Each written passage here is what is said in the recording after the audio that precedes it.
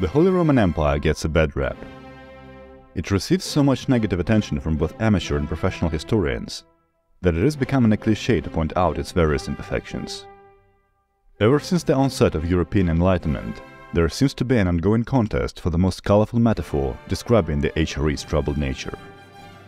James Madison called it a nerveless body, incapable of regulating its own members, insecure against external dangers, and agitated with unceasing fermentation in its own bowels.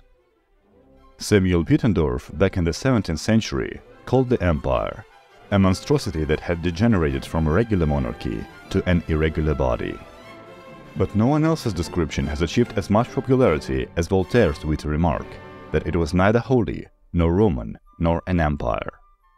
This quote has now become something of a consensus among amateur historians in general and Roman history enthusiasts in particular. Dissing the Holy Roman Empire while feeling smug is one of the favorite pastimes of today's self-professed Romawoos. However, quite like a better part of Voltaire's sayings, this one sounds very clever, but reveals a shallowness of understanding upon closer inspection. The time has come to dispel this flippant view and the erroneous preconceptions that it had spawned. So let's show how the HRE was actually holy, Roman, and an empire. To start, it's a good idea to put the original quote in context.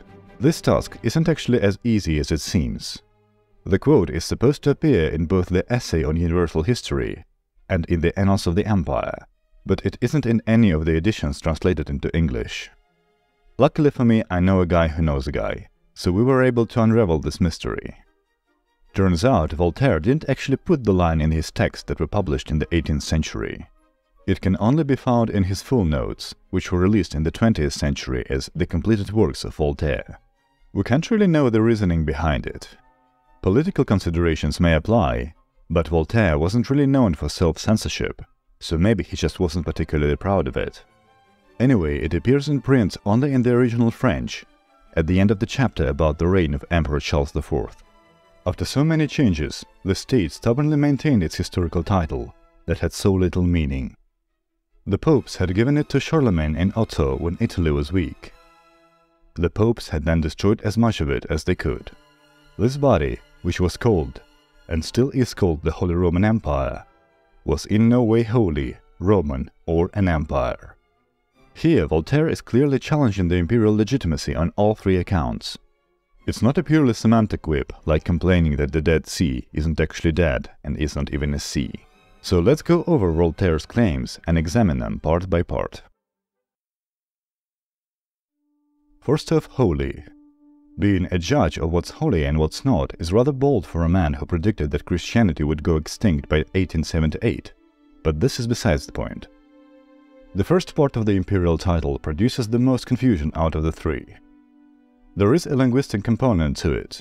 Notice how in the original French the word is saint, closer to saint rather than holy. In German it is heiliges, which is the same as holy, but in Latin it is actually another word, sacrum, sacred, rather than sanctum, which would be closer to the German translation. These differences may seem minuscule, but they do a lot to influence our understanding of the meaning behind the title. The exact nature and origin of the term sacrum imperium is still a topic of debate among historians, but I will use the most recent consensus as a basis for my reasoning. Much like Voltaire, modern critics of the empire, with less than professional understanding of the matter, have focused their attention on the word holy to highlight the alleged hypocrisy of the empire. They interpret this word as a promise that the state has to have perfect religious unity, or to always have great relationship with the Pope, or that its every ruler has to be a saint, or some other outlandish criterion which no historical state had ever fulfilled. Of course, hinging the holiness of the empire on the relationship between the emperor and the Pope is ridiculous.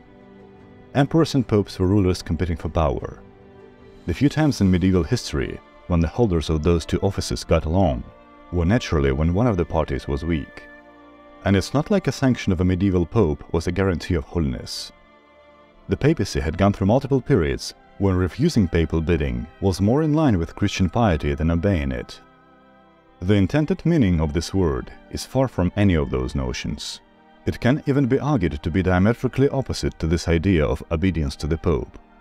The phrase sacrum imperium in relation to the Western Empire had appeared in writing before the 12th century, but its proliferation is attributed to the reign of Frederick Barbarossa. Frederick called his state sacred to emphasize its spiritual authority as independent from the papacy. His long struggle with the Roman pontiffs had both military and religious components. On the ideological front, Frederick wanted to challenge the Pope's monopoly on the spiritual life of the Western Europe. The Sacred Empire was meant to provide the basis for this. The concept of the Sacred Empire in Christian tradition goes back to the Old Testament. The Book of Daniel describes the dream of the Babylonian king Nebuchadnezzar. In his dream, Nebuchadnezzar saw a statue made of 4 different materials: a head of gold, chest and arms of silver, belly and thighs of bronze, and legs of iron. Saint Jerome has interpreted these 4 parts as 4 great empires: Babylon, Persia, Macedonia, and Rome. This is the origin of the so-called Translatio Imperii, the view of history as a succession of great states. All the talk of how this or that country is the true heir of some great historical empire has its roots in the Book of Daniel. As the final iteration in this succession, the Roman Empire was meant to be the ultimate great state of world history. There could be no 5th empire following it. Rome was also the katechon, the restrainer, who would prevent the Antichrist from prematurely destroying the world. For the people of medieval Europe, this was an important idea that provided ultimate legitimacy. It essentially meant a claim to the whole world, with a divine mission to unite it. A more immediate and realistic goal would be to simply protect the Christians and their holy places. In the age of Crusades, it was a fitting imperial ideology to adopt. It also served as a counterweight to the papacy's preferred ideology of legitimacy, which was described by the metaphor of 2 swords by Pope Gelasius. According to it, God had provided mankind with the 2 swords to protect themselves. The Church received the sword of spiritual authority, auctoritas, while the state received the sword of secular power, potestas. The state mainly existed to protect the Church, so it can guide humanity to salvation. This ideology provided a perfect framework for papal actions throughout the Middle Ages. A weak papacy could call on the emperor to perform his protection responsibility, while an influential pope could still order the emperor around, because spiritual authority trumps secular. Just read St. Augustine if you don't believe it. But if the empire was sacred in itself, it didn't need the pope to sanctify it. Neither did its status depend on the personal piety of the emperor. Indeed, the designation sacrum had survived through the demise of Hohenstaufens and the Lon Interregnum, and was reaffirmed in the later centuries. A modern observer may scoff at the idea of the Sacred Empire, but it can't be denied that the HRE was the only state in Western Europe with a fully developed imperial identity before the age of navigation and the appearance of maritime empires. The existence of the Eastern Roman Empire up until 1453 made the claim to universal Christian monarchy a bit awkward, but the diplomats from both states mostly managed to tiptoe around it, citing earlier Roman precedents. As a vessel for bringing the Christian world together, the empire admittedly had its ups and downs, but no one can fault its emperors for disinterest in religious matters. They went on relatively successful crusades and engaged the emergent Reformation movement in good faith. Ultimately, it was the papal appetites in the secular world, rather than imperial infringement on the spiritual matters, which brought on the religious turmoil of the 1500s. Now that we've put the holy part of the empire's name into proper context and demonstrated the justness of its application, we can go on to the second part, Roman. Those who claim that the HRE wasn't Roman generally follow the same structure of the arguments as those who deny that the Eastern Roman Empire was Roman. That is, they conjure up some definition of Romanness based on the attributes specifically selected to support their point. These deep intellectual syntheses include such classics as actually they was Greeks, and how can a Roman Empire not include Rome? Voltaire's point here in the original text is basically the same. In the preceding paragraph, he stresses how the Holy Roman Emperor Charles IV had to ask the Pope's permission to enter Italy. To equate Romanness to the control of Italy, or even to some sense of ethnic identity, is to apply modern notions of nationalism to the medieval world. As we've discussed earlier, for the people of the Middle Ages, the Roman Empire was an ideal of a universal state, tasked with a sacred mission to protect the faithful. The city of Rome was an important religious center, but the degree of the emperor's direct control of it wasn't a prerequisite for the empire's legitimacy. Plus, as a center of secular power, the medieval city of Rome wasn't exactly a bustling imperial metropolis. At different periods, its population dropped to as low as 12,000. In fact, the lowest point of the city's population coincided with the reign of Charles IV, in reference to whose coronation Voltaire made his famous quip. Still, Voltaire is correct in stating a lack of imperial control over Italy in the 14th century. We can obviously argue that this wasn't the case throughout all of the empire's history. Charlemagne and the Etonians are some of the easiest examples of secular monarchs dictating the affairs of the Eternal City. However, arguing this would mean conceding to Voltaire's definition of Romanness. Instead, we should look at how the successive emperors strove to preserve Roman heritage and to promote its universalizing mission. The legitimacy of Charlemagne's coronation is often questioned, but no one can deny that he already possessed a title of Roman patrician prior to it. Acclamation by the Pope was unprecedented, but there was never a strict procedure regulating the ascendance of Roman emperors, so this innovation did not technically break any Roman legal tradition. In fact, to legitimize Pope Leo's recreation of the empire in the West, we need go no further than Voltaire himself. Of all the revolutions which have changed the face of the earth, that alone which transferred the empire of the Romans to Charlemagne seems to have been the most just, if the word just may be pronounced of events which partook from so much violence. Charlemagne was actually called to the empire by the voice of the Roman people, whom he had at once saved from the tyranny of the Lombards and the negligence of the Eastern emperors.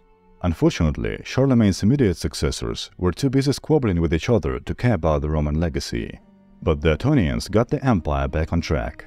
The most Roman of those emperors was undoubtedly Otto III. Otto, who was a blood relative of the Eastern Roman Emperor, strove to create a universal Christian state in the image of the Empire of Constantine. He relocated the administrative center to Rome and built a new palace on the Palatine Hill. He revived old Roman practices in government and in legislation, such as appointing prefects and consuls. He even reconvened the Roman Senate and signed his documents, Emperor of the Romans, Augustus, Consul of the Senate and People of Rome. During Otto's reign, Roman citizens witnessed the first public games since the days of Justinian. Of course, not every emperor was as infatuated with the old Roman legacy as Otto, and those who were rarely had time and resources to realize this ambition. It is also true that the base of the imperial power remained in Germany. However, both the Salians and the Hohenstaufen dynasty have put a lot of effort into making Italy an integral part of the empire. If Frederick Barbarossa leaned heavily on the holy part of the title, his grandson and namesake Frederick II focused more on the Roman part. His ambitions were similar to those of Otto III. They were even both called a wonder of the world by their contemporaries, although the meanings of these two monikers are different in the original Latin. Otto's word for wonder was mirabilia, which means wonder in the sense, what a wonderful day. Frederick's word was stupor, which is wonder as in, I wonder what's up with this guy. Less than flattering nature of this nickname was not lost on Frederick himself, who was fluent in Latin as well as 5 other languages. His overall cultural policy was based on the revival of Roman heritage, as he sponsored translations of ancient texts and commissioned many construction projects in the newly emergent Romanesque style, which borrowed heavily on the architecture of antiquity. There had been a lot of work done to restore Italy to its classical majesty, with the repair of aqueducts and other elements of the infrastructure. While it is true that after the fall of the Hohenstaufens, Italy had slipped from imperial control for good, the Roman legacy had made a comeback in the legal framework of the empire as late as the 16th century. Before that, Roman law had to compete with local German customs. Its position depended on the relations between the emperor and his vassals. That is, until Maximilian I formalized its use as the basis of the imperial justice system at the Diet of Worms. The biggest contemporary critics of the HRE's Romanness were the Eastern Romans, but even they agreed to the use of Augustus as the Western imperial title and recognized the legitimacy of the empire's rule over former Roman possessions in the West. The common people of the empire may not have had an ingrained Roman national identity, but there are enough arguments to support the empire's claim to Roman legacy, contrary to what Voltaire and his fans would have you believe. And finally, the empire. Claiming that the empire wasn't actually an empire is another case of ascribing modern meaning to medieval titles. We have already covered the proper historical context for the word empire and the imperial designation, and demonstrated its applicability. However, this part of Voltaire's claim has enough material for a good semantical exercise, so why not go for it? His problem with the word empire is the most paradoxical, considering that it's the only word he uses to describe the state throughout all of his work. It wouldn't be unlike Voltaire to add this part to his line just to sound more clever, but we can more or less deduce his meaning from the context. If anything, his issue with calling the HRE an empire would be a very loose control of the emperor over his subjects. But like every other property of every other historical state, the degree of the HRE's centralization changed throughout time. Charles IV came to rule the empire at the end of the Great Interregnum, the period when the structure of the HRE had significantly deteriorated. But with the reign of Charles came the revival of imperial institutions and the emergence of the intricate governmental structure for which the HRE is famous. And of course, it's not like the degree of centralization was ever a prerequisite for calling something an empire. There have been empires throughout history that exercised less control over its territories and subjects than the HRE even at its lowest point. Voltaire, of course, writes a century after the Peace of Westphalia, which saw the appearance of nation-states as the main geopolitical unit. In 1756, he viewed the HRE as an old and decrepit artifact of the past. The empires of his age were France, England and Russia, singular and centralized states. Unlike the HRE, they weren't comprised of multiple semi-independent parts, which sometimes even went to war with each other. But we should keep in mind that no historical period has a monopoly to define the word empire. Today, people also understand the word empire differently. A layman would say that it is a very big evil country like in Star Wars. A political scientist would cite the latest theory of how we should classify countries, while a paradox gamer would say that it is a title which you can create by acquiring 3 kingdom-level titles and 500 prestige. Going to textbooks also doesn't support Voltaire's claim. The Oxford Dictionary definition fits HRE like a glove. An aggregate of separate states or territories under a supreme ruler or oligarchy is exactly what it was. Other political science criteria, such as big size, diverse ethnic composition, and ambition to expand, were also met in full throughout all of HRE's history. Of course, just like with the first 2 parts of the name, it doesn't take a genius to come up with a new arbitrary set of criteria for true imperialness and exclude whichever ones you don't like. However, the HRE's imperial credentials have an undeniable foundation. Before those upstart so-called empires, which Voltaire loves so much, started to claim imperial grandeur by sending their ramshackle boats to some godforsaken islands, the HRE was the bulwark of civilization in the West. Whether it conformed to some made-up standards of imperialness of any particular period is of no importance. Its own imperial legacy was a time-honored classic in a world of transient fads. I hope you enjoyed this video and are now perfectly enlightened on the holiness, Romanness, and imperialness of the great Heiliges Römisches Reich. Next time when you see or hear someone trying to diss glorious HRE with this stupid quote, be sure to call him a pretentious midwit. Thanks a lot for watching till the end, and I will see you in the next one.